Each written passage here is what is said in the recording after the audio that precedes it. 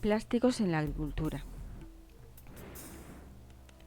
Actualmente hay en España un consumo total de plásticos de cerca de 200.000 toneladas, de las que las grandes superficies de protección de cultivos y el de materiales de riego ocupan el 70% del mercado. El material de cerramiento de un invernadero condiciona el microclima que se genera en su interior y consecuentemente la respuesta de los cultivos, modificando la cantidad y calidad de la radiación tanto de onda corta como de onda larga, que influye directamente sobre el balance de energía de un invernadero. Los procesos fisiológicos de las plantas están afectados por la radiación comprendida entre las longitudes de onda de 300 nanómetros a 100 nanómetros, que incluyen la radiación ultravioleta, la radiación fotosintéticamente activa, PAR e infrarroja. La producción de materia seca está relacionada con la cantidad de radiación. Actualmente hay en España un consumo total de plástico de cerca de 200.000 toneladas, de las que las grandes superficies de protección de cultivos y el de materiales de riego ocupan el 70%. Las superficies de aplicación de plástico son de acolchados, invernaderos y túneles de cultivo. Pero vamos a conocer el proceso que sigue la fabricación de un plástico. La materia prima se descarga en el patio de la fábrica mediante cubas que van conectadas a tuberías. La materia prima es un derivado del petróleo, el polietileno, que viene en granzas y que luego se extrusiona. Estas granzas son bolas diminutas que tienen esta forma porque la extrusora va fundiendo estas bolas conocidas como granzas para crear el film. La granza se almacena en grandes silos que están comunicados con las máquinas, que según lo van requiriendo se van alimentando de ellos. Poseen aditivos de todo tipo, para color, antigoteo, para resistencia, etc. Pueden hacer también extrusión tricapa. El etileno es la materia prima de nuestros plásticos que por procesos químicos llamados de polimerización se constituye en moléculas gigantes. La granza a través de tuberías se desplaza a las máquinas, se le da calor, fundiéndose estas bolas se crea un globo y ese globo a cierta altura se enfría, se pliega y así crear una bobina. Es muy importante que en la formación del globo la boca de la extrusora, ya que de aquí dependerá el grosor del plástico. Luego se va enrollando en bobinas.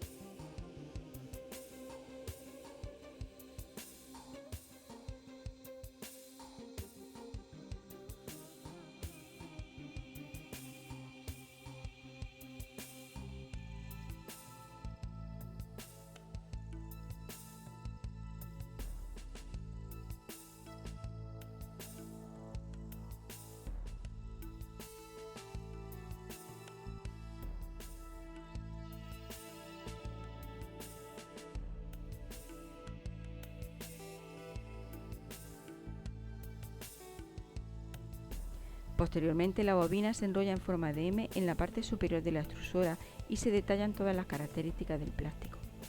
La bobina luego se paletiza y se cubre con plástico negro para mantener sus propiedades ópticas y mecánicas con respecto a las radiaciones solares. Cada bobina lleva una etiqueta con sus características. Con la boca de la extrusora controlamos el grosor del plástico, ancho de la bobina, etc. Cada máquina viene ya preparada con todo su equipo informático, que es como un ordenador donde parametrizamos todas las características que queremos que tenga el plástico. Lo normal en cuanto a plegado es lo que se denomina plegado máximo, que es en forma de M. La extrusión es el proceso por el cual el polietileno es forzado a fluir de forma continua a través de una boquilla al aplicarle presión y temperatura. El polietileno fundido es empujado hacia el cabezal de extrusión y por altas presiones es obligado a salir por la hilera. A la salida de la hilera se conforma la burbuja a través del anillo de enfriamiento.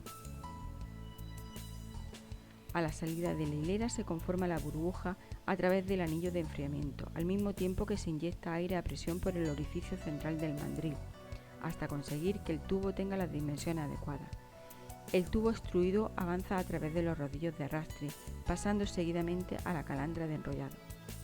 Posteriormente, el plástico se pliega en forma de M y se recoge en bobinas que deben tener una serie de datos incorporados. Una vez constituidas las bobinas, los operarios no la cogen en peso en ningún momento, habiendo unas máquinas especiales con unos ganchos que desplazan automáticamente las bobinas al lugar deseado.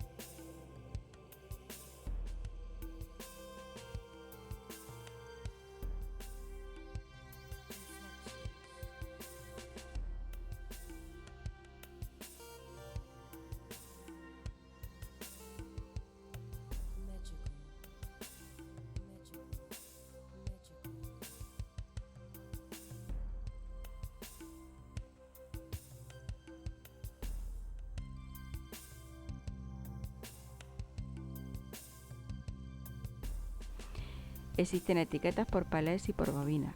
Los del palés llevan incorporados datos como ancho del plástico, 1247 kilos de total del peso de la bobina, el largo por bobina, 120 galgas, 23 bobinas y los kilos por palés.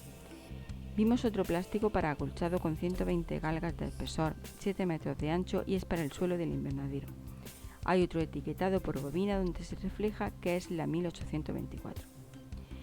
Existen algunos plásticos que tienen un paquete de aditivos incorporados que los hacen opacos a las radiaciones infrarrojas, produciendo un efecto térmico o la capacidad de retener el calor que se disipa por la noche. Hay que tener en cuenta también que las clorofilas y los carotenos absorben para su funcionamiento radiaciones entre 440 y 450 nanómetros y entre 670 y 680 nanómetros, que coinciden con los máximos de velocidad fotosintética. Por tanto, la cubierta del invernadero tiene que ser lo más transparente posible a esas longitudes de onda para no limitar el desarrollo vegetativo. Las láminas de polietileno agrícolas poseen también un paquete de aditivos estabilizadores a la luz ultravioleta, cuya misión es la de alargar la expectativa de duración de la lámina. Todas estas características se analizan minuciosamente en un laboratorio. En el laboratorio se intenta reducir las reclamaciones de los clientes y con ello se reduce la cantidad de material que es devuelto. Cada lote es analizado por todo el material del laboratorio. Se pueden analizar las distintas capas del plástico, analizar la cantidad de aditivos por rayos X y así cumplir con la norma AENOR de la empresa. Las características a tomar de un plástico en el laboratorio son el espesor, propiedades mecánicas como resistencia a la tracción, alargamiento, rasgado, impacto al dardo y propiedades ópticas como transmisión global de luz, luz difusa, efecto térmico y luz reflejada.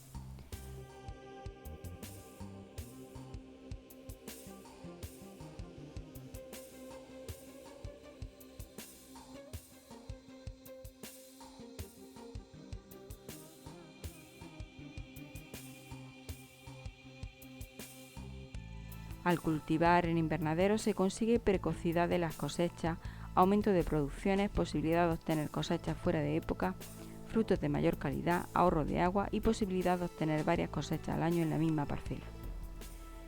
En estos últimos años se están utilizando los plásticos fotoselectivos, que son plásticos coloreados que varían al espectro de transmisión de la radiación solar incidente. Absorben de forma selectiva las longitudes de onda de su color complementario, disminuyendo de esta forma su porcentaje de transmisión al interior, es decir, varían la transmisión del espectro solar. Estas variaciones pueden ser tanto cualitativas como cuantitativas. Tienen una nomenclatura específica, color, número, etc. El color hace referencia a su coloración y al número indica el porcentaje de luz que transmiten en la banda luminosa absorbida. Por ejemplo, el plástico amarillo -40 transmite el 40% en el sector violeta. La utilización de estos plásticos es muy restringida, ya que al variar el espectro de transmisión de luz interfieren con el desarrollo del cultivo. Es decir, tal y como hemos visto en este vídeo, es inmenso el mundo de los plásticos en la agricultura.